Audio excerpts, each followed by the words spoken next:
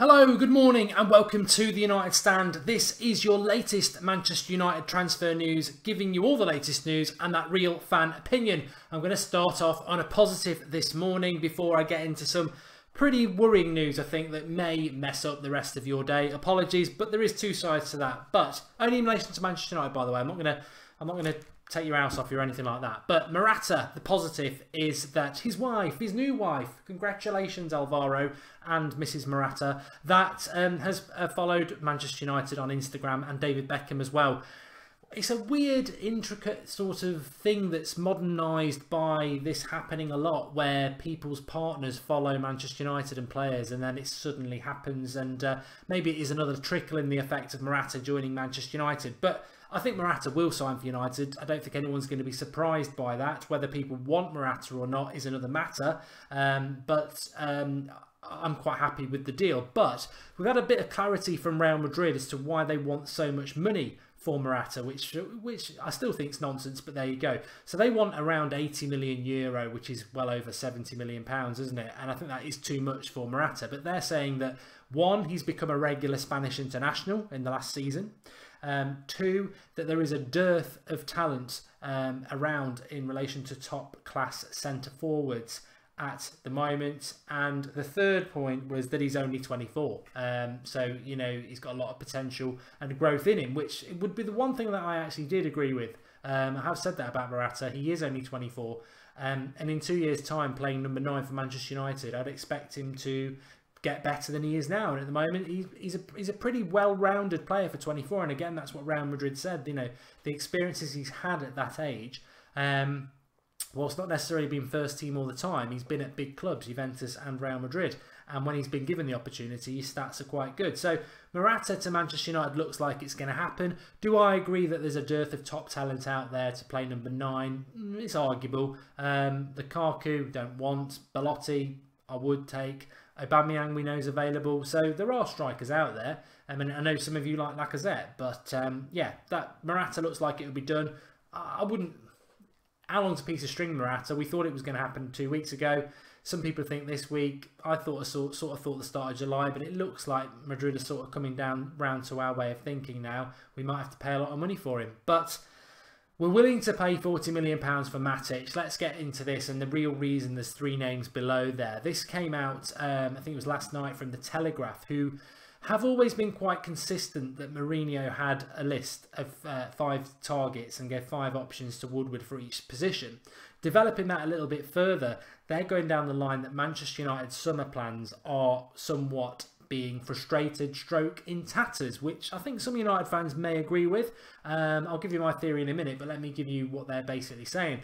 That Nemanja Matic is not actually Mourinho's first choice as the centre defensive midfielder at all. He's actually third, behind Raji Nainggolan, who is his first choice, and Eric Dyer, who was his second choice.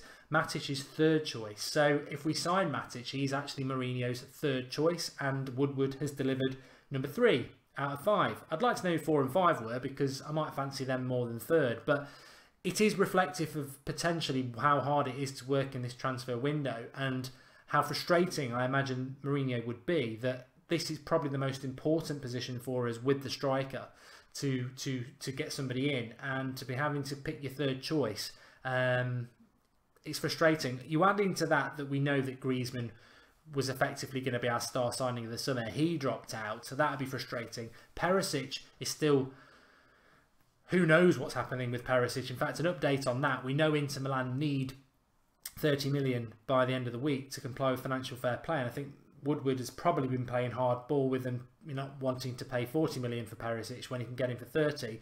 But Roma are now in for Jovetic at Inter, and that may satisfy the 30 million that they need. So we could end up with egg on our face with Perisic. I know some of you wouldn't be too fussed about that, but it's clear that Mourinho wants him, and it just adds to the frustration for Mourinho.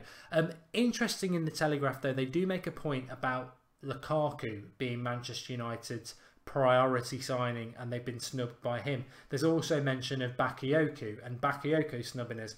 Now, I personally don't think that's the case. I don't think Mourinho wants Lukaku. I think Mourinho got rid of Lukaku at Chelsea and knows everything about Lukaku, and probably has the same concerns many of us do, that Lukaku is a bit of a big game bottler. I don't think we're in for Lukaku, and certainly not at £100 million. I also don't think we're in for Bakayoko either. So, you know, take the Telegraph article with a bit of pinch of salt. However, I think there is something in it, because I think we probably were in for Radji Nainggolan as our number one, and obviously it doesn't look like we're going to get him. The interesting thing about Matic and third choice that I think a lot of people who want Matic are sort of ignoring is the fact that, have you realistically looked at Mourinho's comments about Matic? Have you looked at the fact that we are effectively going to pay, Chelsea are going to make a profit on Matic?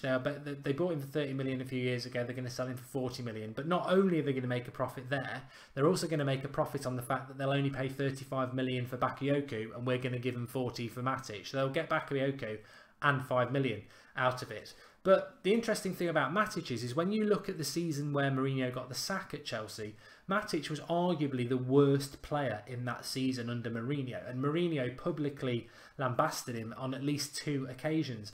So it sounds a little bit weird that one of the men who basically, and there is a myth out there that Matic is one of the few players who stood by Mourinho. Well, whether he stood by him or not, his performances didn't stand by him. He was actually one of the worst players under Mourinho in the season he got the sack, and Mourinho was quite vocal about how poorly he played. So it's a bit weird that Mourinho would then want to overpay for a player that, you know, not only United fans dubious about it, but there is a history there that would suggest that maybe he cannot be relied on. But that's just an interesting byproduct of that. How do you feel about this Manchester United transfer window? Do you think there is some evidence and some truth in the point that this is now becoming a frustrating summer for Manchester United and Mourinho? Or do you think that we will get the players that we really want? I don't know. But what I would say is that when I look at Manchester City, and there are rumours that they're about to sign Ousmane Dembele from Dortmund, plus Dani Alves, plus Mendy, and they've already got Bernardo Silva, it'd be a hard-line person not to say that you're slightly envious of that, especially Dembele. I think it'd be perfect. But hopefully that's just paper talk. Give us your thoughts, everybody. Let us know your things. Morata looks like it's going to get done very soon. But Matic may well be our third choice. Do you agree with that? Would you still do it? What choice do we have? Is it a frustrating summer for Manchester United? Get commenting, give us your thoughts. Difficult choices to make, but we want to get your opinions. And don't forget to drop a like. Thanks for watching. Probably be back live at lunchtime again. Something seems to be happening every lunchtime at the moment. But if not, we're live tonight at 8:30 with a special show and a new guest and a new regular on the United Stand. Thanks for watching.